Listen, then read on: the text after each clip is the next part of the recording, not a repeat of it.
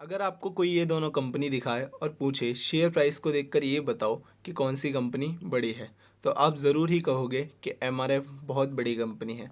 But नहीं, ऐसा नहीं होता। जब भी हम कंपनीज़ को देखते हैं तो उनके शेयर प्राइस को देखकर हम ये नहीं कह सकते कि कौन सी कंपनी बड़ी है या छोटी है। तो अब ये भी बता दो भाई कि हम किसको देखकर कहें कि कंपनी बड़ी है या छोटी है। तो चलिए आज इस वीडियो में हम इसी बारे में बात करेंगे कि किस कंपनी को हम किस बेसिस पर नाप सकते हैं कि कौन सी कंपनी बड़ी है या छोटी है। जब भी हमें किसी कंपनी को नापना होता है कि वो छोटी है या बड़ी है, तो हम यूज़ करते हैं मार्केट कैपिटलाइजेशन। मार्केट कैपिटलाइजेशन का फॉर्मूला आपके सामने लिखा ही हुआ है, तो हम भी एक बार बता देते हैं। मार्केट कैपिटलाइजेशन का फॉर्मूला होता है market cap equal to total number of outstanding share multiply by current market price of share. अब यहाँ पे एक क्वेश्चन आता है कि भाई ये आउटस्टैंडिंग शेयर्स क्या होते हैं। तो आउटस्टैंडिंग शेयर्स कुछ नहीं होते। आउटस्टैंडिंग शेयर्स वो शेयर्स होते हैं जितने पब्लिक के पास होते हैं। हमने आउटस्टैंडिंग शेयर्स को भी फाइंड करने का भी फॉर्मूला नीचे बता रखा है।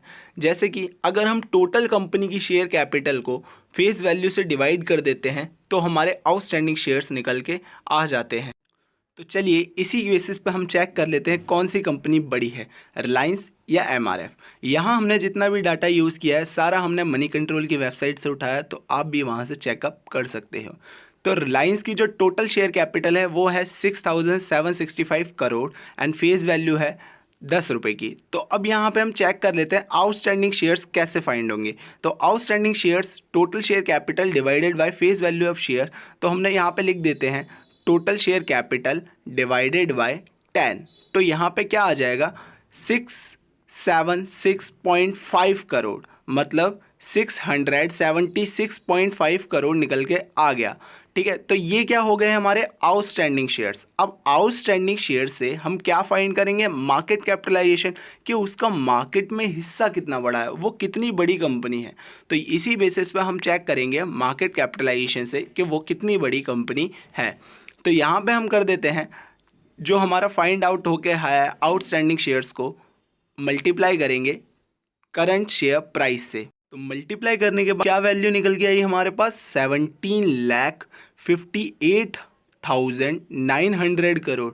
तो कंपनी की जो मार्केट कैप है यानी मार्केट कैपिटलाइजेशन है वो है 17,58,900 करोड़ की।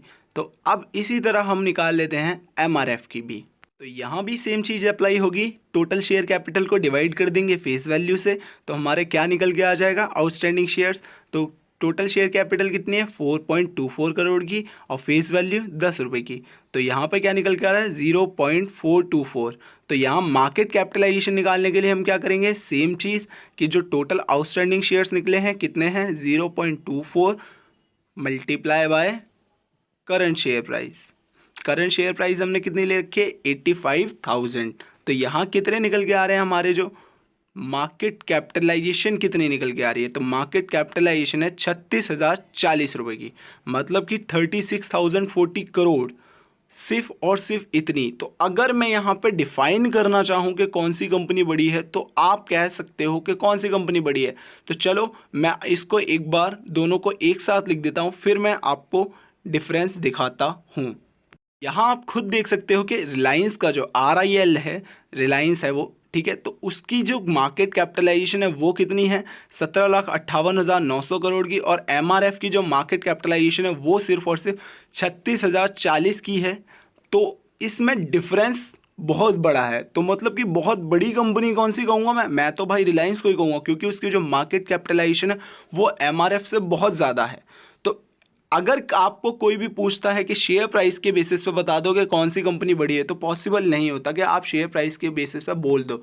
तो आपको जब भी कभी किसी कंपनी को बड़ा या छोटा बताना है तो आपको उसकी क्या फाइंड करनी पड़ेगी, मार्केट कैपिटलाइजेशन। तो मार्केट कैपिटलाइजेशन के बेसिस पे आप कह सकते हो कि कौन सी कंपनी बड़ी है या छोटी है।